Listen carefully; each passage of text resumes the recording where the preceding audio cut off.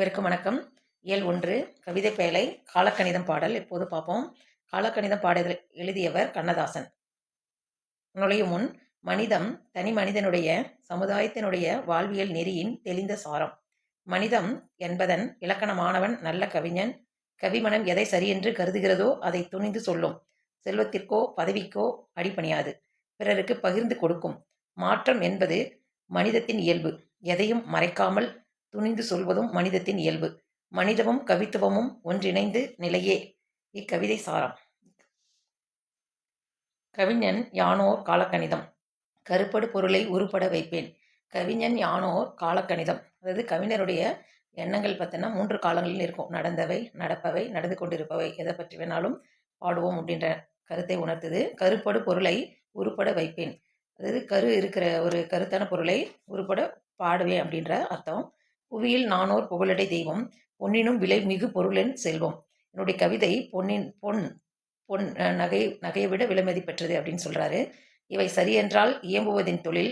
இவை தவறாயின் எதிர்ப்பது என் வேலை. எனக்கு சரியென்றப்பட்டது அப்படின்னா அதோட இயந்து போகுவேன், ஒன்றி போகுவேன். தவறு என நினைச்சா எதிர்ப்பேன் அப்படின்னு சொல்றாரு. ஆக்கல், அழித்தல், அழித்தல் இம்மூன்றும் அவனும் யானுமே அறிந்தவை அறிக. கடவுள் போலவே ஆக்கல், அழித்தல், காத்தல் போன்று நானும் அதன்படி நடப்பேன்னு சொல்றாரு. செல்வர் தன் கையில் சிறைப்பட மாட்டேன். பதவி வாளுக்கும் பயப்பட மாட்டேன். செல்வந்தர்களை பார்த்தும் அவங்க கைக்கு அவங்களோட அடிபணிய மாட்டேன். பதவி வாளுக்கும் பயப்பட மாட்டேன். பாசம் மிகுத்தேன், பற்றுதல் மிகுத்தேன். என் மீது பாசம் வைப்பவருக்கு நான் பற்றுதலாக இருப்பேன். ஆசை திறவன் அனைத்தும் பற்றுவேன். எனக்கு தோன்றுபவை எல்லாத்தையும் கவிதையை எழுதுவேன் அப்படின்னு சொல்றாரு. உண்டாயின் பிறர் உண்ண தருவேன். இல்லையாயின் எமரில்லம் தட்டுவேன். என்கிட்ட இருந்தது எவ்வளோ இருக்கோ மற்றவங்களுக்கும் கொடுப்பேன். இல்லையாயினரும் மற்றவர் இல்லம் தட்டுவேன் என்ற பொருள். வண்டாய் எழுந்து மலர்களில் அமர்வேன். வாய்ப்புற தேனை ஊர்ப்புறம் தருவேன். மலர்கள் மீது வண்டாய் அமர்வேன்னு சொல்றாரு. அப்படி வாய்ப்புற தேனை ஊர்ப்புறதுன்னா அப்படி தேன் எடுத்தாலும் அதை மற்றவங்களுக்கு கொடுப்பேன் அப்படின்ற அர்த்தம். பண்டோர் கம்பன், பாரதி, தாசன் சொல்லாதன சில சொல்லிட முனைவேன். பண்டைய காலத்து கவிஞர்கள் எல்லாம் கம்பன், பாரதியார், பாரதிதாசன் சொல்லாம விட்டதெல்லாம் நான் சொல்லுவேன் அப்படின்னு சொல்றாரு. புகழ்ந்தால் என்னுடல் புல்லரிக்காது. புகழ்ந்தால் என்னுடல் புல்லரிக்காது. இகழ்ந்தால் என் மனம் இறந்து விடாது. இகழ்ந்தால் என் மனம் இறந்து விடாது. என்னை புகழும்போது நான் ரொம்ப பூரிப்படைஞ்சு சந்தோஷமும் அடைய மாட்டேன். அதே போல் என்னை இகழ்ந்தாலும் என் மனசு துன்பப்படாது அப்படின்னு சொல்றாரு. வளமார் கவிகள் வாக்கு மூலங்கள் இறந்த பின்னாலே எழுதுக தீர்ப்பு. அதாவது வளமார் கவிகள் வாக்கு மூலங்கள்னா இந்த மாதிரி கவிஞர்கள் எழுதும் ஒவ்வொரு வரிகளுமே பல தத்துவங்களை குறிக்கின்றன. அவர் எழுதிய பின்பும் அது ஒரு தீர்ப்பாக இருக்கு அப்படின்றாரு.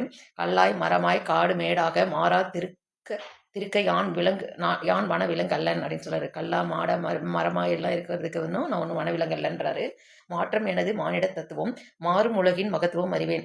மாற்றம் என்பது மனிதனுடைய இயல்பு. காலத்துக்கு ஏற்றாற் போல தன்னுடைய தத்துவத்தை மாற்றிப்பேன் அப்படின்றாரு. எவ்வவை தீமை எவ்வவை நன்மை என்பதறிந்து ஏகுவன் சேலை. நல்லது கெட்டது அறிந்து நான் அதன்படி நடப்பேன்னு சொல்றாரு. தலைவர் மாறுவர், தர்பார் மாறும். தத்துவம் மட்டுமே அச்சய பாத்திரம். தலைவர்கள் மாறிட்டே இருப்பாங்க, பேச்சாளர்கள் மாறுவாங்க. தத்துவம் மட்டும் எப்பயுமே அச்சய பாத்திரம் மாதிரி வந்துகிட்டே இருக்கும் அப்படின்றாங்க. அந்த அச்சய பாத்திரம் அப்படின்னா என்னன்னா அல்ல குறையாது அப்படின்னு சொல்லுவாங்க. கொள்வோர் கொள்க, குறைப்போர் குறைக்க. உள்வாய் வார்த்தை உடம்பு தொடாது. சொல்றவங்க சொல்லிட்டு போறாங்க, பேசுறவங்க பேசிட்டு போறாங்க. உள்ள இருக்கிற ஒரு வார்த்தை என்னோட உடம்பு எதுவும் பண்ணாது அப்படின்ற மாதிரி சொல்றாரு. நானே தொடக்கம், நானே முடிவு. நான் உரைப்பதுதான் நாட்டின் சட்டம். என்னுடைய கவிதைக்கு நானே ஆரம்பம், நானே முடிவு. என்னுடைய மனசாட்சிப்படி, சட்டத்தின்படி தான் என்னுடைய கவிதை இருக்கும் அப்படின்னு ஒரு தத்துவ வரிகளால் முடிச்சிருக்காரு கண்ணதாசன்.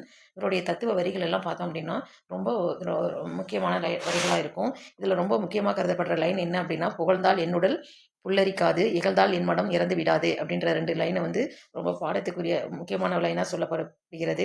அதே போல் கொள்வோர் கொள்க, குறைப்போர் குறைக்க. உள்வாய் வார்த்தை உடம்பு தொடாது. இந்த லைன்ல இருந்து எதுகை மோனையும் இணை மோனை அடி எதுகை கேட்க நிறைய வாய்ப்பு இருக்கிறது. பண்டோர் கம்பன், பாரதி, தாசன் சொல்லாதனன் சொல்லி முனைவேன் அப்படின்ற லைன்கள்லாம் இந்த மாதிரி முக்கியமான லைன்களும் கொடுத்தும் கேள்வி கேட்கறதுக்கான வாய்ப்புகள் நிறைய இருக்கிறது. அடுத்தது பார்த்தோம்னா கண்ணதாசனுடைய நூல்வெளி பார்ப்போம். காலக்கணிதம் என்னும் பாடப்பகுதி கண்ணதாசன் கவிதைகள் என்னும் தொகுப்பில் இடம்பெற்றுள்ளது. முத்தையா என்னும் இயற்பெயரை கொண்ட கண்ணதாசன் இன்றைய சிவகங்கை மாவட்டத்தின் சிற்றூரான சிறுகூடல்பட்டியில் பிறந்தவர். இவரது பெற்றோர் சாத்தப்பன், விசாலாட்சி ஆவார். அதாவது கண்ணதாசனுடைய இயற்பெயர் முத்தையா. இவர் சிவகங்கை மாவட்டம் சிறுகூடல்பட்டியில் பிறந்திருக்காரு. பெற்றோர்கள் சாத்தப்பன், விசாலாட்சி. அடுத்தது 1949ஆம் ஆண்டு கலங்காதிரு மனமே அப்படின்ற பாடலை எழுதி இவர் திரைப்பட பாடல் ஆசிரியர் ஆனார். அந்த பாடலுக்கு அப்புறம் தான் இவர் திரைப்பட பாடல்கள் எழுதுறதுல நிறைய பிரபலம் அடைஞ்சாரு அப்படின்னு சொல்லியிருக்காங்க. திரையுலகிலும் இலக்கிய உலகிலும் சிறந்து விளங்கியவர் கண்ணதாசன். இவர் சிறந்த கவியரங்க கவிஞராகவும் பேச்சாளராகவும் திகழ்ந்தவர்.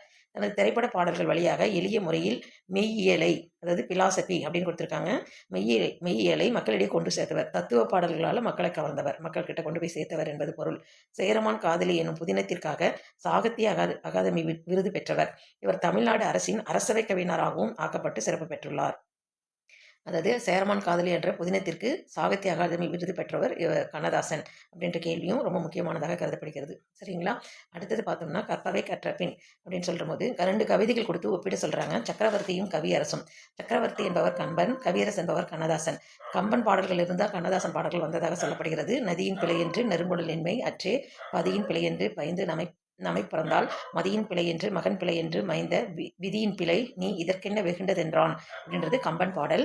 அதுலேருந்து தான் இவர் கண்ணதாசன் திரைப்பட பாடல் ஒன்றும் வந்துள்ளது. நதி வெள்ளம் காய்ந்து விட்டால் நதி செய்த குற்றமில்லை, விதி செய்த குற்றமன்று வேறு யாரம்மா அப்படின்ற பாடல் கம்பன் பாடல்லேருந்து வந்ததாக தான் இங்கு ஒப்பிட்டு காட்டப்பட்டுள்ளது. இதுலேருந்து என்ன தெரியுது அப்படின்னா, நமக்கு வந்து இந்த மாதிரி செயல் லைன்கள்லாம் கொடுத்து கேள்வி கேட்க நிறைய வாய்ப்பு இருக்கிறது. கண்ணதாசனின் கவியரங்க கவிதையையும் சுவைத்து அது குறித்து உரையாற்றுக அப்படின்னு ஒரு கவிதை கொடுத்துருக்காங்க. இதையும் நம்ம லைன் பை லைன் வந்து எக்ஸாம் போகிறதுக்கு முன்னாடி பார்த்துக்கிறது சிறப்பை தரும். எனவே மாணவர்கள் மற்றும் போட்டித் தேர்வாளர்கள் நன்றாக படித்து பயன்பெறுமாறு கேட்டுக்கொள்கிறேன். நன்றி, வணக்கம்.